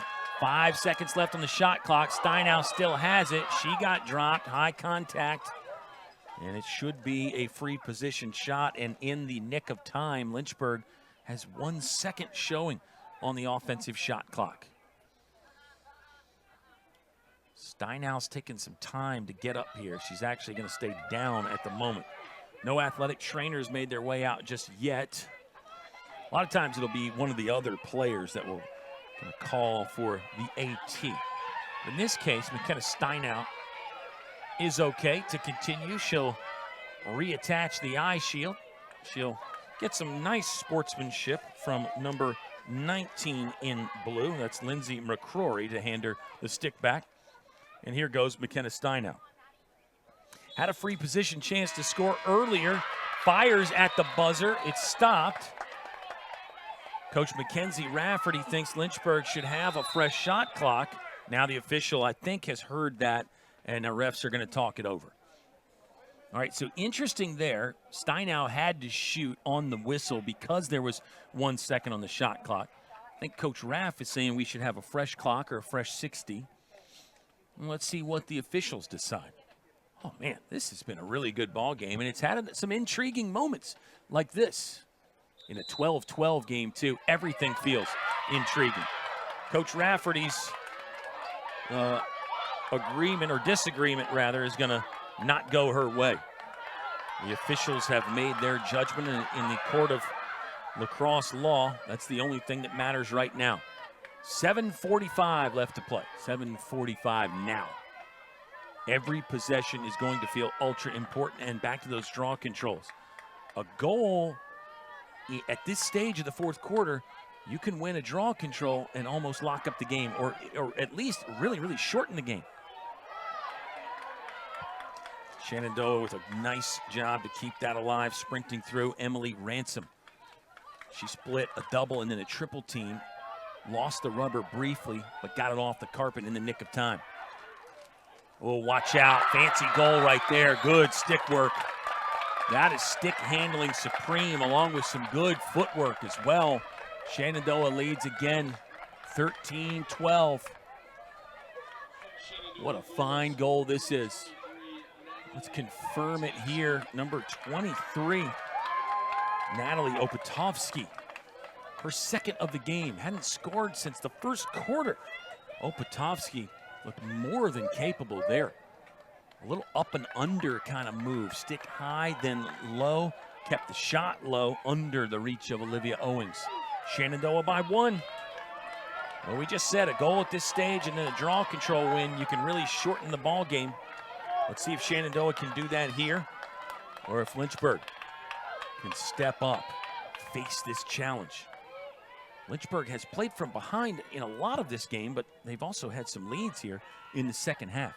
Lynchburg trailed 8-7 going into the dressing room. Now down by 1 again, 13-12. Emmy Clay, center stage for Lynchburg. I believe it's Ripken again, Alex Ripken for Shenandoah. They let it fly. It was Ripken. Her wing got to it first, but it's torn away by Neely Morris. Absolutely hijacked by Neely Morris. Lynchburg needed that. Here's McKenna Steinau. Facing some pressure from behind, and here comes a timeout. Well, we need a breather as well with 6:55 left to play in regulation. Lynchburg down by 1. It might come down to a frantic finish. Do not miss the conclusion. LHSN on Flo.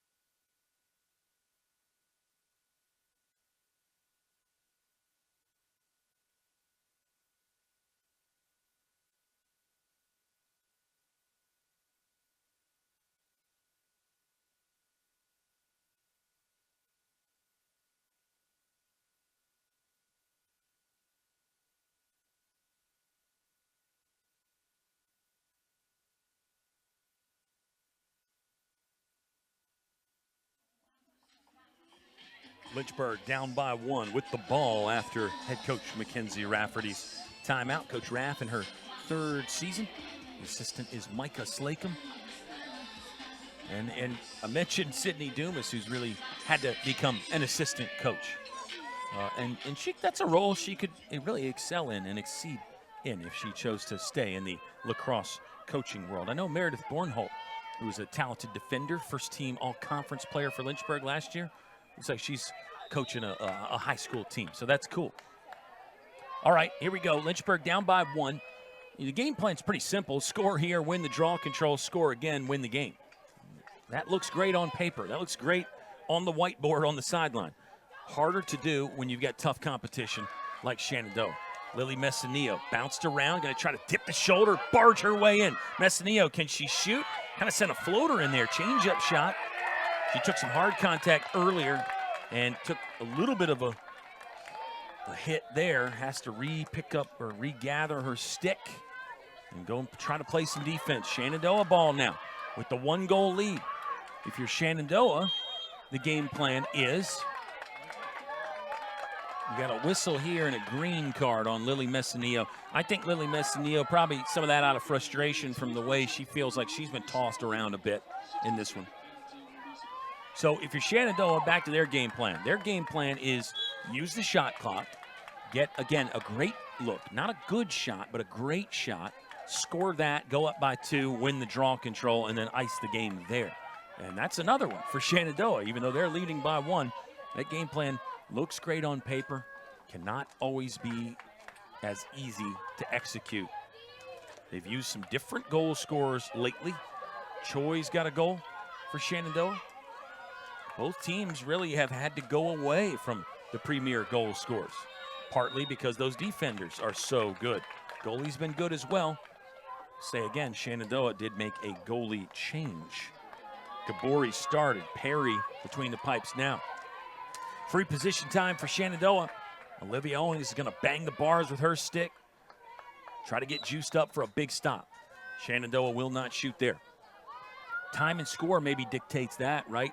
You lead by 1 with just over 5 to play and over 50 on the shot clock. Maybe smart to not shoot right off the whistle. Loose pass, Lynchburg trying to dig it out, and they will.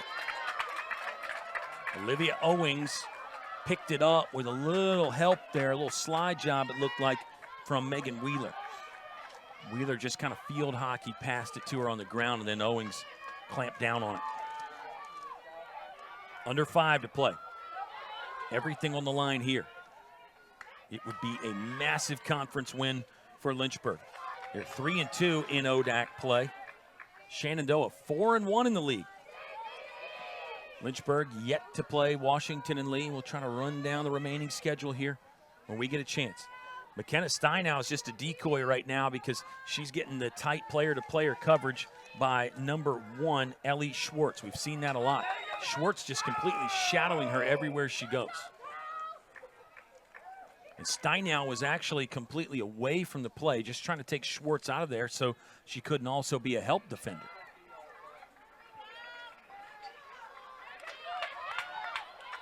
Four minutes left to play. 4:03 to be exact. Green card on number 33, Talia Maria. Legal use of the stick. She'll be off for a minute. Number 7, Addison Harmel came out. She had something going on, so she exited stage right. And Shenandoah shuffled a new player in. All right, let's see how Lynchburg can take advantage of the woman up opportunity.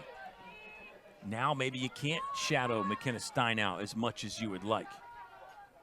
You got to go more to your shell zone coverage. Lynchburg passing over the top. Here's Steinow. Straight away. No attack yet. Lynchburg with some patience. Under 4 to play, though. 65 on the shot clock. Call of 60 from the sideline to let everybody know how much time they have. Neely Morris still looking dangerous. Love the way she always bouncing on the balls of her feet, always with some stick movement, so you can change directions with the feet or the stick a lot quicker that way. So we got another penalty on Shenandoah. Here comes free position now for Lynchburg, and it's Neely Morris. Morris has 4 in the game. This one would tie. Ready to roll. Neely Morris shoots and rips the cords. She's got another one, and Lynchburg does tie it. 13-13. Have an absolute afternoon, Neely Morris. What a time to do it. We're tied up at a baker's dozen. Here's the second look. Perfect precision again. I'm loving the celebration still from Neely Morris. Is there one more in the cards? We'll see. What an afternoon for Neely Morris. That is the career high in, or no, pardon me, that's the season high in goals for Neely Morris. She had a bonkers game last year. We'll get to that. Neely Morris actually hadn't even scored 4 at any time this season. Her previous season high was a hat trick, 3 goals against Guilford. She went 2 games without scoring. Couple multi-goal games early in the season. Neely Morris has played in 11. Well, how about Neely Morris with the poke check from behind? Hatchet job to get the rubber free, and Lynchburg has it now and maybe a chance to win the game. They've lost it again, though. Officials blew the whistle there. Shenandoah ball. Shenandoah possession, and now the visitors can dictate terms. 2.5 to play. What a ball game. We are tied up 13-13. This game could still go anywhere. This game has already gone a lot of places. It could still go more. Is regulation going to be enough? Lynchburg defensively, they're going to have to belly up to the bar here. And Shenandoah with all those options. So many options for Shenandoah. Delayed penalty. Flag is in hand. Now the officials will blow the whistle. Let's see who gets the free position shot. Neely Morris had 5-goal games a couple times last year. I'm trying to find that game that Neely Morris just absolutely went off. That might have been in 2024. All right, free position chance to pull back ahead for Shenandoah. 1:45 on the clock. Choi, she got bothered by the defenders that really squeezed her nicely as the whistle blew to start the free position. Here's another penalty. Should be another green card on Shenandoah. It is. The green card is on Choi. I think another one there, maybe much like Lily Messinillo's penalty earlier for Lynchburg. Some of that's frustration. Choi thought she got fouled, so she got ultra aggressive trying to get the ball back, and in doing so, committed a green card foul. Here we go. Lynchburg with just over 90 seconds to win this ball game in regulation. We said this could come down to a photo finish, and it might right here. Taylor Doherty screening for Virginia Heffernan. Heffernan looking around. Trying to be conservative. Didn't want to make a mistake there, and she didn't. Now it's Taylor Doherty. Again, look at the full strides. Look at the way she just gobbles up the turf with every step. If you're Shenandoah, you have to know where McKenna Steinow is, but you have to know where Neely Morris is. Morris, right of center, had the ball briefly, went to Chastity corner. Short passing here for Lynchburg. Now it's McKenna Steinow, under a minute to play. Lynchburg has 40 on the shot clock, so they cannot hold to the end of regulation. Steinow passing to Messinillo. Messinillo lost it on the shot attempt. Lynchburg recaptures. Oh, so close there for Shenandoah. Shenandoah back to full strength as they sprint an extra defender in there. Addison Harmel on the defensive side. McKenna Steinow got it. McKenna Steinow got it. She scores, moving to her right and shooting as she goes down to the ground. McKenna Steinow, double hat trick. It's number 6 of the game, and it puts Lynchburg ahead by 1. In the final stages, you have some multiple looks at that. What a shot, what body control, and the accuracy to score it. 14-13, Lynchburg by 1 with 24 seconds left. In the fading light of this ball game, on a Sunday afternoon rather, in mid-April, McKenna Steinow might have a game winner. 6 in the ball game. We'll stay right here as there's another timeout. McKenna Steinow with 6. Now let's run down some of her career accolades again. Steinau's got 45 on the season now. McKenna Steinow in her career is over 170 points. Sydney Dumas, who again injured, not participating right now as a player, but knows a thing or two about scoring goals. Dumas has 186 in her career. That's good for 3rd in Lynchburg program history. McKenna Steinow is up to 136 in her career. So don't think she'll get 50 more to catch Sydney Dumas or anything, but she is going to rewrite the record book as well. McKenna Steinow, one of the best, and she has put it on display in this one. 6 goals for McKenna Steinow, and the big one right there, the 14th, to put Lynchburg up by 1. A note about Neely Morris. I found her bonkers goal-scoring game. It was back in 2024. Neely Morris scored 8 times against Bridgewater. That was a 10-point showing in that one. Enough history books, though. Let's talk about right now. Shenandoah, they've got to win the draw control and get one final heave off. If you're Lynchburg, understand the time and score. Understand the clock and try to kill it as much as you can. That's one way to do it. Steinow winning the draw control, sprinting down the right sideline. Lynchburg can just run this one out. Steinow, triple team, completely ransacked and waylaid. Oh, it will be a Shenandoah possession, though. Clock still running, though, and the clock is going to run out on Shenandoah. A code red win for Lynchburg. How about the sprint to greet the goalie, Olivia Owings, who played fantastic as well. Congratulations to Coach Mackenzie Rafferty and her incredible staff. What a win. McKenna Steinow with a double hat trick. 6-burger for Steinow. She laid it all on the line. She took some shots at the end of it after winning the draw control that iced the game for Lynchburg. Neely Morris with a fantastic performance. She really took over at times. Can't say that enough. Neely Morris with 4 goals. She was the best player on the turf at times. McKenna Steinow, she never misses an opportunity to rise to the occasion. 6 for Steinow. Lily Messinillo with 2 goals. Margaret Scoggin added a key goal in here for Lynchburg, who wins it 14-13. Lynchburg now goes to 10-4 on the season. 10-4, good buddy. Lynchburg is 4-2 in ODAC play. For Shenandoah, they're now 9-6 in the overall campaign and down to an equal 4-2 in ODAC play. Lynchburg would hold on to the tiebreaker. The upcoming schedule is not quite that on the screen. That's my bad there, DeMont. I should have told DeMont that wasn't accurate.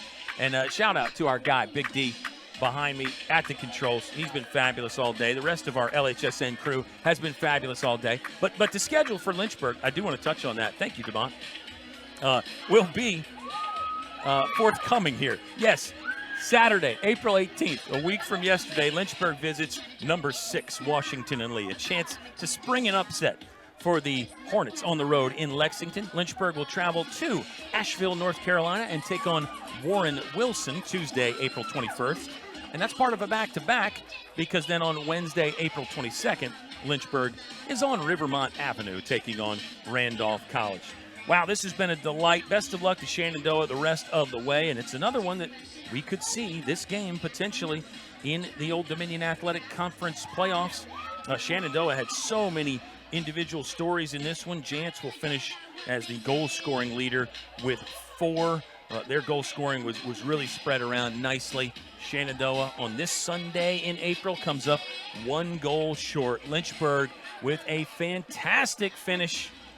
They get the win number 10 of the season. Kyle Haney saying so long. Thanks for checking us out, Lacrosse fans.